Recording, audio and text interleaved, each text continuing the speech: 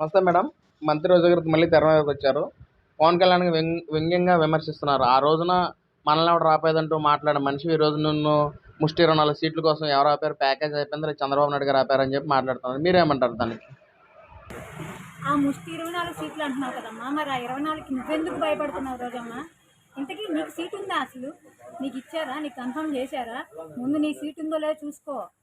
Already నేను ఎక్కడికి వస్తే అక్కడ కొట్టడానికి రెడీగా ఉన్నారు ఆడవాళ్ళు. అది చూసుకోమ్మా, ముందు నీ సంగతి కాపాడుకో. పాపం లేకపోతే ఇంకా ఎండాకాలం వచ్చినట్టుంది. మొన్న వర్షాకాలంలో రైన్ డాన్స్లు వేసావు. ఈ ఎండాకాలంలో ఇంకేమైనా చేద్దాం అనుకుంటే అవి ట్రై చేయి. లేదంటే ఎవరు షోలకి పిలవట్లేదేమో, అందుకే మళ్ళీ జగన్ గారిని కాకాపట్టాలని చెప్పి 24 సీట్ల గురించి కామెంట్ చేస్తున్నావు నువ్వు. మేము ఎన్ని తీసుకోవాలో, ఏం తీసుకోవాలో, ఎలా తీసుకోవాలో మా పవన్ కళ్యాణ్ గారికి బాగా తెలుసు. నువ్వు వచ్చి ఐరన్ లెగ్ అనిపించుకున్న రోజా గారు వచ్చి మాకు సలహాలు ఇస్తే అస్సలు బాగోదండి.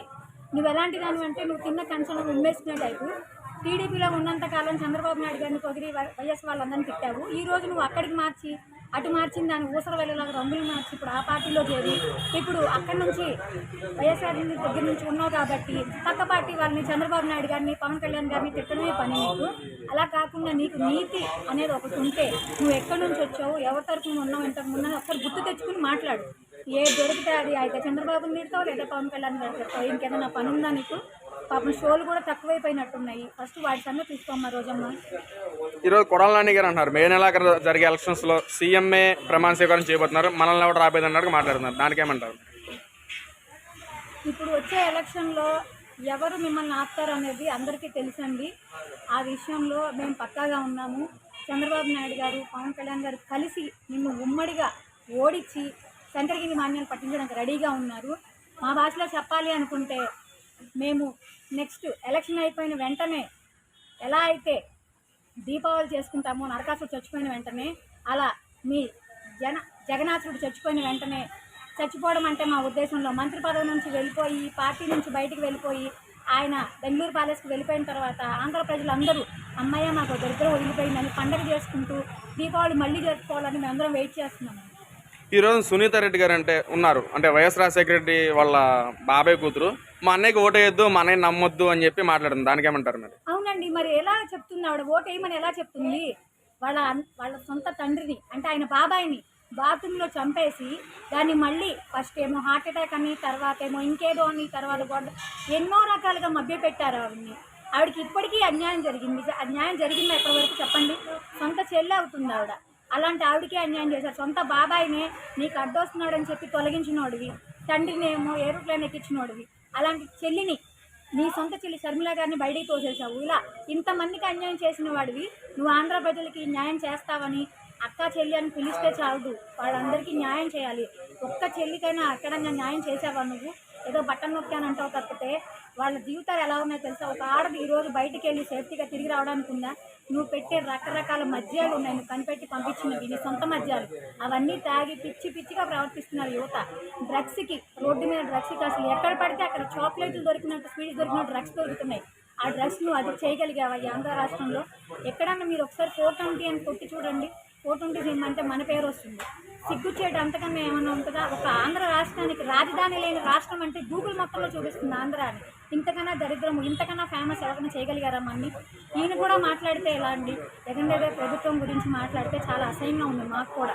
పథకాల పేరు చెప్పి జనాల్ని మోసం చేస్తూ 42 మంది సలహాదారులు పెట్టుకుని ఉన్న సొమ్ము అంతా తినేస్తున్నాడు తప్పితే ఆయన సొమ్ము ఎలా పెంచుకోవాలి, వాటికి ఎటువంటి పథకాలు కావాలి అని మాత్రమే, ఏ వస్తువు తాకట్టు పెట్టాలి, ఏ ప్రభుత్వ ఆస్తులు తాకట్టు పెట్టాలి, లేదంటే ఏ కొండల్ని గుల్ల చేయాలి, ఇలాంటివి. వైజాగ్లో ఋషికొండని గుండు కొట్టించినట్టు ఇంకేదైనా గవర్నమెంట్ స్థలాలు ఉంటే వాళ్ళంటే తాకట్టు పెట్టి ఫిక్స్డ్ డిపాజిట్ తాకట్టు పెట్టి చేసే నువ్వా మాట్లాడేది? దీని గురించి, ప్రభుత్వం గురించి ఎలా చెప్తున్నావు చెప్పండి? రేపు పొద్దున మళ్ళీ నువ్వే వస్తావు, నువ్వు ఎలా చెప్పగలుగుతావు? నీకు భయం పట్టుకుంది జగన్మోహన్ రెడ్డి గారు, నీకు భయం పట్టుకుంది. మేము రాము అని భయం పట్టుకునే అందరినీ మారుస్తున్నావు. అక్కడ ఉన్న వాళ్ళని ఇక్కడ వెల్లంపల్లిని తీసుకొచ్చి అక్కడికంతా ఇక్కడ తీసుకొచ్చి పడేశారు. వెల్లంపల్లి సెంటర్లో పడేశారు. మల్లాది విష్ణు గారిని పక్కన పెట్టారు. మంత్రిగా గెలిచిన ఆయన పక్కన పెట్టి, ఎమ్మెల్యే ఉన్న ఆయన పక్కన పెట్టి అక్కడ నుంచి వెల్లంపల్లిని తీసుకొచ్చావంటే నువ్వు ఎంత భయంతో ఉన్నావు? ఎందుకు మార్చావు నువ్వు అభ్యర్థులు? ఎందుకు షఫిల్ చేస్తున్నావు? ఎవరెవరు ఎక్కడెక్కడ నుంచి తీసుకొచ్చి ఇస్తున్నావు అంటే ఏంటి? నీకు భయం పట్టుకుంది. చాలా మందిని మార్చావు, నీ దగ్గరే సరిగా లేదు. ఇంకా నువ్వు మిగతా వాళ్ళకి ఏం చెప్పగలరు చెప్పండి? ఈ రోజున పేదలకి పెత్తందారులకి యుద్ధం జరగబోతుంది. పవన్ కళ్యాణ్ చంద్రబాబు నాయుడు కలిసి ప్రజలందరూ దోచుకోబోతున్నారని చెప్పి మాట్లాడుతున్నారు. దానికేమంటారు? దోచుకోవడం దాచుకోవడం గురించి చంద్రబాబు నాయుడు గారు కాదండి చెప్పాల్సింది, పవన్ కళ్యాణ్ గారు అసలు కాదు. ఎందుకంటే ఆయన మచ్చలేని ఒక చంద్రుడు లాంటి వాడు. ఆయన వజ్రంకి అయితే ఎలా తుప్పుపడ్డదో అలాంటి వజ్రం మా పవన్ కళ్యాణ్ గారు. ఎవరిది ఒక్క మనిషిది కూడా ఎక్కడ ఒక రూపాయి తీసుకున్న మనిషి కాదు. ఆఖరికి ఆయన సినిమాలో చేస్తున్నప్పుడు కూడా ఎవరికైనా ప్రొడ్యూసర్కి కానీ నిర్మాత కానీ నష్టం వస్తే ఆయన సొంత డబ్బులు ఇచ్చిన మనిషి. ఎన్నో గుప్త దానాలు చేశాడు. ఇప్పుడంటే అందరికీ బయటకు తెలుస్తున్నాయి ఆయనే దానాలు ఏం చేస్తున్నాడో. ఆయన నిన్నగాక మొన్న కూడా ఆయన స్థలం సొంత ఇంటిది అమ్మేసి వచ్చే ఇప్పుడు ఎలక్షన్స్లో వాళ్ళందరికీ పెట్టుబడి కింద ఇస్తున్నాడు. అలాంటి ఆయన గురించి నువ్వు మాట్లాడే అర్హత కూడా నీకు లేదు. దాచుకోవడం అంటే నీ దగ్గరే నేర్చుకోవాలి. దాచుకోవడం దోచుకోవడం ఎలా, ఆ స్కీమ్స్ ఎలా, స్కామ్స్ ఎలా అనేది జగన్మోహన్ రెడ్డి గారు ఒక రికార్డ్ సృష్టించారండి. ఆల్రెడీ 16 నెలలు ఏసీబీ వాళ్ళ నుంచి జైల్లో ఉన్నాయన. ఇప్పుడు ఎక్కడ ఆయన సీఎంగా ఓడిపోతే మళ్ళీ ఎక్కడ జైలుకు పట్టాల్సి వస్తుందో, వెళ్లాల్సి వస్తుందో అని భయంతోనే ఏం చేయాలో తెలియక ఆయన అందరినీ మారుస్తూ ఉన్నాడు. మళ్ళీ ఆయనే కావాలని కోరుకుంటున్నాడు తప్పితే జనాలు ఎవరు కోరుకోవట్లేదు. అందుకే వాలంటీర్లకి రకరకాల 10,000 ఇచ్చి, కుక్కర్లు ఇచ్చి, విచిత్రమైన గిఫ్ట్లు ఇచ్చి వాళ్ళందరినీ ప్రోత్సహించి ఇంటింటికి పంపించి జనాల్ని భయపెట్టిస్తున్నాడు. మీకు వచ్చే స్కీములు రావు, అవి రావని. అసలు ముందు నువ్వు రావాలి కదా గవర్నమెంట్లోకి. స్కీములు రావాలంటే నువ్వే రానప్పుడు స్కీములు ఎలా వస్తాయి జనాలకి? స్కీములు వచ్చేవి ఎక్కడైనా వస్తాయి. జస్ట్ నీలాగా కేంద్ర ప్రభుత్వ స్కీములన్నిటికీ మిగతా వాళ్ళు ఎవరు పేర్లు మార్చి పెట్టుకోరు. కేంద్ర ప్రభుత్వం ఇచ్చేది ఎప్పటికైనా ఏ ప్రభుత్వం ఉన్నా కేంద్ర ప్రభుత్వం స్కీములు ఇస్తూనే ఉంటుంది. అలాగే రాష్ట్ర ప్రభుత్వం ఎలాగో నీది మారుతుంది కాబట్టి నీకన్నా గొప్పగా చేసి చూపిస్తారు. వాలంటీర్ ఉద్యోగాలని చెప్పి ఎక్కడైతే ఒక్కొక్కళ్ళు ఇంజనీరింగ్ చదివిన ఉద్యోగం చేయాల్సిన వాళ్ళని 25,000కి 30,000కి చేయాల్సిన వాళ్ళని 5,000కి పరిమితం చేసి 5,000 పక్కన పడేసావు. వాళ్ళు ఎందుకు చదివారో కూడా తెలియదు. నువ్వు ఇచ్చే 5,000 కనీసం వాళ్ళకి ఒక నెల రెంట్కి కూడా సరిపోయావు. నేను గొప్పగా ఉద్యోగాలు ఇచ్చాను, నువ్వు ఉద్యోగాలు ఇవ్వలేదు, ఉన్న వాళ్ళ చెడగొంటున్నావు. 5,000తో ఎవరికైనా ఏమొస్తుంది చెప్పండి? ఈ రోజుల్లో ఒక బియ్యం బస్తా కొనాలంటేనే 1,500 అవుతుంది. అలాంటి 5,000తో వాళ్ళు ఏం చేసుకోగలరు? అంటే నువ్వేం చేస్తున్నావు? నిరుద్యోగులను మధ్య పెడుతున్నావు అంతే. ఇప్పటి వరకు జాబ్ క్యాలెండర్ రిలీజ్ చేయగలిగావా నువ్వు? ఇన్ని సంవత్సరాల నుంచి జాబ్ క్యాలెండర్ రిలీజ్ చేయకుండా 4 లక్షలు ఇచ్చి 5 లక్షలు ఇచ్చాను చెప్పుకుంటున్నావు ఉద్యోగాలు ఇచ్చాను. అసలు ఉద్యోగాలే కాదు, పార్ట్ టైంగా చేసుకోవడానికి ఉపయోగపడతాయి ఉద్యోగాలు అందరూ ఉంటాయో ఊడిపోతాయో. నువ్వు మారిపోతే ఉంటాయో ఉద్యోగాలు లేవో తెలియదు ఎవరికి.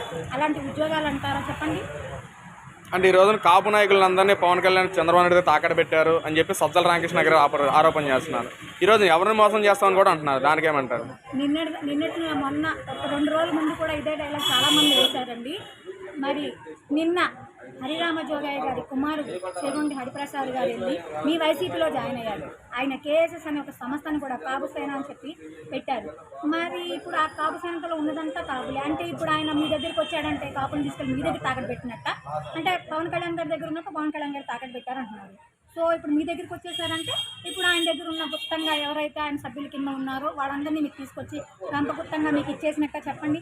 ఇది ఓకే అంటే మేము అది ఒప్పుకుంటాం. పవన్ కళ్యాణ్ గారు కాపులు అక్కడ పెట్టారని చెప్పి మేము ఒప్పుకుంటాం. ముందు మీరు ఒప్పుకోండి. నిన్ననే కదా జాయిన్ చేస్తున్నారు మీరు ఆయన్ని. హరిరామయ్య గారి కుమార్ని మీరే కదా జాయిన్ చేస్తున్నారు, చేకొండ హరిప్రసాద్ గారిని. ఆయన జాయిన్ చేస్తున్నారు కాబట్టి మీరు తీసుకున్నట్టే కదా. మీరు ఒప్పుకుంటే అప్పుడు మేము ఆలోచిస్తాం దాని గురించి మాట్లాడడానికి. అసలు కాపుల గురించి మాట్లాడాలన్నా మేము అసలు ఏ క్యాస్ట్ గురించి మాట్లాడట్లేదు. మీరు మాత్రమే కాపులు అని కొట్టుకుంటున్నారండి. మా పవన్ కళ్యాణ్ గారు ఏ రోజు ఏ క్యాస్ట్ని ఈ క్యాస్ట్ నాది అది పక్కవాడదని ఆయన ఎప్పుడు చూడదు. ఆయన అందరితో కలిసే ఉంటాడు. మాకు కూడా జనసైనికులందరికీ చెప్పేది కూడా ఆయన ఒకటే, కుల మతాలకి అతీతంగా అని చెప్తాడు ఆయన. అంటే ఎవరు ఏ కులం గురించి మతం గురించి మాట్లాడద్దు, మనందరం సమానమే అని చెప్తారు. మీరే విడదీసి మాట్లాడుతున్నారు. కాపులు రెడ్లు అని మీరు మాట్లాడుతున్నారు. మాకు ఎలాంటి భేదభావాలు లేవు. మా అధినాయకుడికి అసలు లేవండి. అది గుర్తుపెట్టుకోండి ఫస్ట్ మీరు.